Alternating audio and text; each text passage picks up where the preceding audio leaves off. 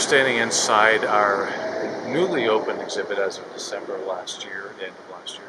It's called Revolutionary Things, Objects from the Collection. And it's our contribution to what is going to be a year-long celebration of the country's 250th anniversary. And it's an exhibit we've been thinking about for some time because we know that Pennsylvania has had an important role in the nation's founding. In fact, it's often regarded as birthplace of the nation for those important events that took place in Philadelphia in July of 1776. But the point we wanted to make with this exhibit is that Pennsylvania's role in the nation's founding extends well beyond events that occurred in Philadelphia that summer, and it continues to this day in terms of Pennsylvania's importance as a keystone state. So for this exhibit, we thought it would be interesting to look at our own collections to see what kind of objects we have accumulated in our collections, and we've been in business for a very long time, that tell the story of Pennsylvania's role in the American Revolution. And the conclusion we came to, which is pretty obvious, is that Pennsylvania played a very significant role and was at the center of many of the people, events, and even symbols that are associated with the nation's founding.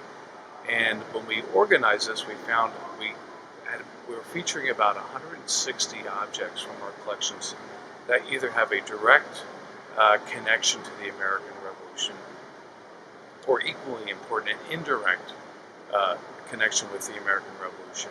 The direct connection are objects that have been documented to have been used in the American Revolution. For example? From Pennsylvania. So as an example of that, we call these relics, as they were often referred to that. We have a really important flag that was carried by the 1st Pennsylvania Regiment, also known as the 1st Continental Regiment. It's featured, it's kind of one of the stars of the show.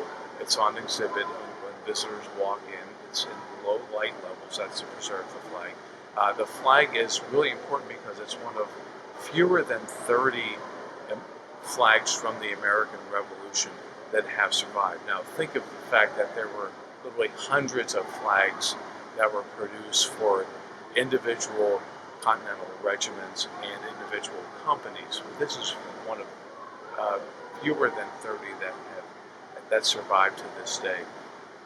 And it's really important to us. We consider it one of our crown jewels because that regiment that the flag is associated was raised up in central Pennsylvania.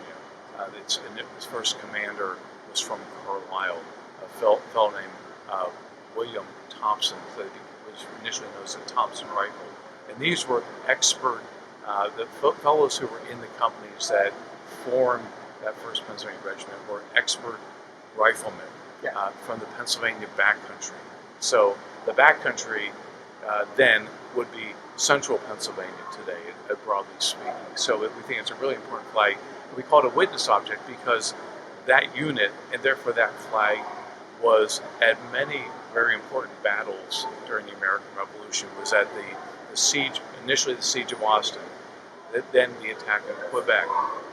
It was with Washington when he crossed the Delaware. It was with Washington when he encamped at Valley Forge. And we think it was also when the British, there in Yorktown, when the British surrendered in 1781. People have, like a lot of people have that image in mind, so when they think of him crossing the Delaware, the could, portraits that we've seen, that flag would have been represented. Well, certainly the unit was. And that's the other thing we're very honest about in this exhibit is what we know and what we don't know. And one of the goals of the exhibit was to kind of, we call pulling back the veil, to tell visitors, why do we have what we have? How did we come to acquire it? How do we go about preserving it? And what does it tell us today about Pennsylvania and its role in the American Revolution and during the Revolutionary